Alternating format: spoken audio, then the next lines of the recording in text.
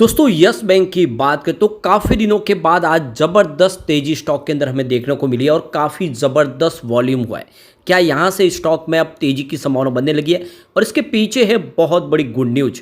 यहाँ पे जिस तरह से यस बैंक को लेकर जो संभावना बनने लगी है, यह इशारा करिए कि अब यह स्टॉक यहाँ से दौड़ने को तैयार हो चुका है। क्या इस लेवल पे हमें खरीदारी करनी चाहिए? आज 3 बजे के बाद यहाँ पे जम के खरीदारी शुरू हुई है। आधे घंटे में आप देखें तो करोड़ों शेयर की यहाँ पे खरीदारी और बिकवाली हुई है। वो क्या इशारा कर रही है? सबसे जो बड़ी बात है कि अभी भी जो ब्रोकेज हाउस की जो प्रॉब्लम है वो तो बनी हुई है। ब्रोकेज हाउस लगातार यस बैंक को लेकर सेल के ही रेटिंग दे रहे, लेकिन उसके बावजूद भी अंदर के अंदर वही ब्रोकेज हाउस जम के खरीदारी भी करे। और ऐसा क्यों हो रहा है वो भी समझने की कोशिश करेंगे इस वीडियो के माध्यम से। लेकिन फ्रेंड, उससे पहले अगर आप पहली बार हमारे चैनल पे आए तो चैनल को सब्सक्राइब कर दीजिए, एक बेल आइकॉन दबा दीजिए ताकि जब भी नया वीडियो बने पहला नोटिफिकेशन आपको मिले। वीडियो पसंद आए तो लाइक से जरूर कीजिए। चलो फ्रेंड्स, वीडियो स्टार्ट करते हैं। मैं हूँ आपका दोस्त SB दवे और हमारे अपने चैनल ऑनलाइन कमाई में आपका बहुत बहुत स्वागत है। तो सबसे पहले कारोबार की बात कर ले तो स्टॉक की शुरुआत आज पॉजिटिव हुई 22.70 पर। क्लोजिंग थी कल की 22.55 के आसपास। तो पॉजिटिव शुरुआत हुई, काफ़ी अच्छी शुरुआत हुई। और वैसे इंट्राडे में 22.40 का लो भी बना। इसका मतलब यह है कि स्टॉक के अंदर गिरावट भी हुई, लेकिन निचले लेवल से जिस तरह से खरीदारी लौट के आई, इसने 23.40 का हाई बनाया। यानी निचले लेवल से बिल्कुल ₹1 का बड़ा जंप देखने को मिला। काफ़ी दिन के बाद बड़ी अप डाउन हमने देखी है और इसके पीछे बड़े फंड हाउस का रुझान पॉजिटिव बनाए। अंत में 23.20 के आसपास क्लोजिंग रही, जहाँ पे 2.88% की शानदार तेजी देखने को मिली, लगभग 3% के आसपास की तेजी। अब स्टॉक लगातार पिछले दिनों काफ़ी नीचे भी आया था।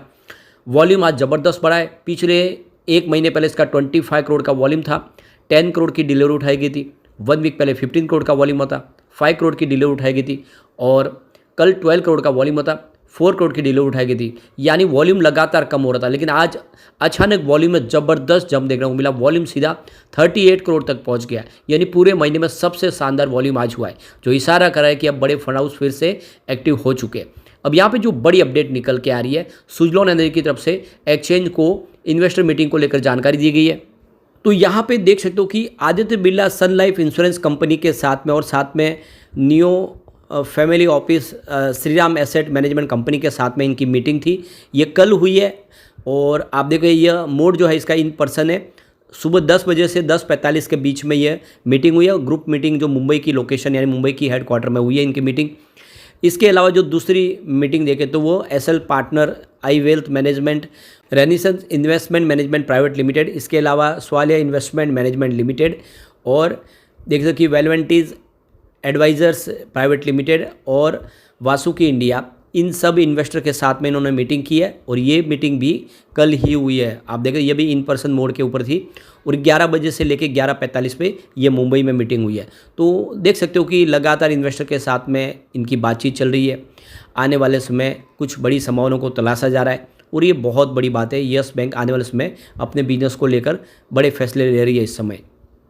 अब एक जो बड़ी गुड न्यूज निकल के आ रही है, आज से अगर आप देखें तो MSCI इंडेक्स में सुजलॉन एनर्जी यस बैंक की वेटेज बढ़ चुकी है और आने वाले समय 13 इंडियन स्टॉक के अंदर MSCI इंडेक्स के माध्यम से नया इन्फ्लो आएगा।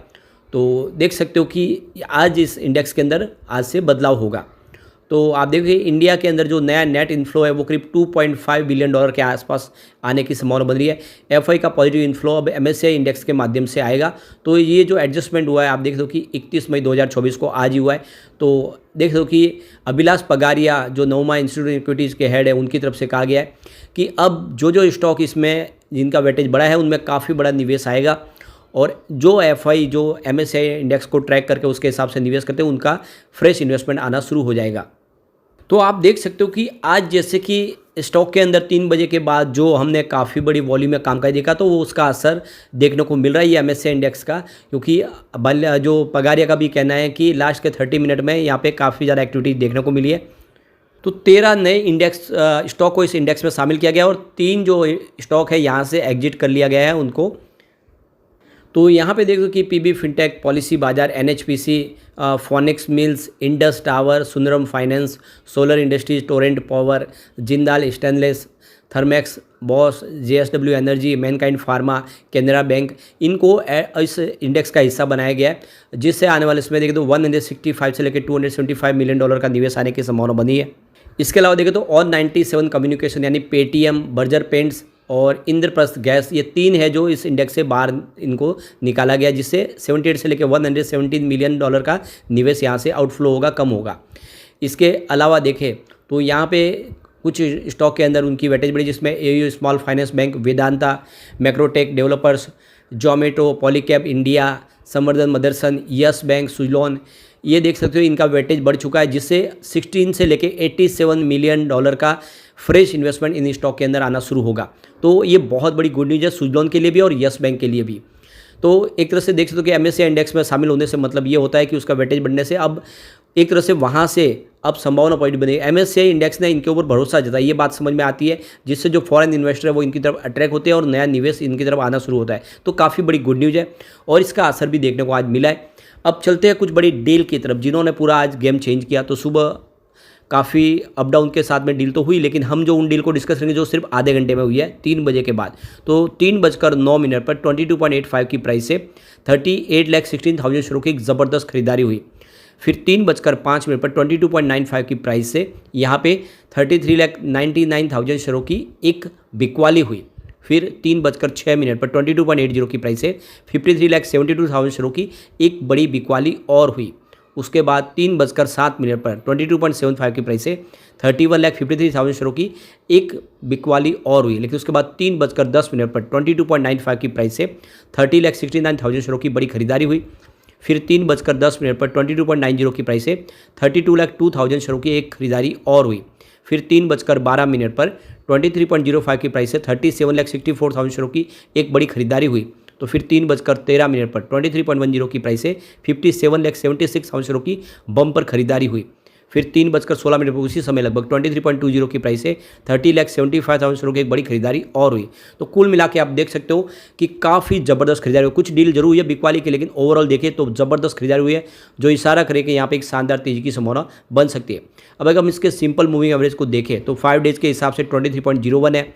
10 डेज़ के हिसाब से देखें तो सिंपल मूविंग एवरेज आपको 22.92 दिखाई देगा। 20 डेज़ के हिसाब से 23.51 है। और अगर हम बात करें 50 डेज़ की तो 23.76 सिंपल मूविंग एवरेज दिखाई देगा। और 100 डेज़ के हिसाब से 24.44 है। 300 डेज़ के हिसाब से देखें तो 21.36 का सिंपल मूविंग एवरेज दिखाई देगा। ओवरऑल आप देखें तो बेहतर प्रदर्शन करता हुआ स्टॉक दिखाई दे रहा है इस समय। अब इसके लिए जो सबसे बड़ी प्रॉब्लम है कि जो ब्रोकेज हाउस है ज़्यादा करके इसमें सेल की ही रेटिंग देते हैं। आप देखते हो कि फिलहाल वीकली लेवल पर देखें तो सिर्फ 3 जो यहाँ पे ब्रोकेज हाउस है वो होल्ड की आपको कॉल देते हुए दिखाई देंगे। स्ट्रॉन्ग बाय और बाय की एक भी कॉल नहीं है। सेल की 3 कॉल है और स्ट्रॉन्ग सेल की 6 कॉल है। तो बेचने वाले 9 जन हैं और 3 ही ब्रोकेज हाउस है जो होल्ड करने की सलाह दे रहे हैं। और यही परिपाटी आप मंथ के हिसाब से देखें, 3 मंथ के हिसाब से देखें तो भी आपको दिखाई देगी। तो यही सबसे बड़ी यस बैंक के लिए प्रॉब्लम है और इससे इसकी प्राइस बढ़ नहीं पा रही। बाकी ओवरऑल यस बैंक का प्रदर्शन बहुत बेहतर हो चुका है और अगर आप इसमें इन ब्रोकेज हाउस की राय को साइड में रखे अगर निवेश करते हैं तो आने वाले समय बेहतर परिणाम देखने को मिल सकता है। लेकिन फ्रेंड, कोई भी इन्वेस्टमेंट करने से पहले अपने फाइनेंशियल एडवाइजर से बड़ी ले या अपना खुद का रिसर्च करें, क्योंकि मैंने वीडियो आपके एजुकेशनल पर्पज के लिए ही बनाया। वीडियो पसंद आए तो लाइक से जरूर कीजिए और चैनल को सब्सक्राइब कर दीजिए। Thank you friends.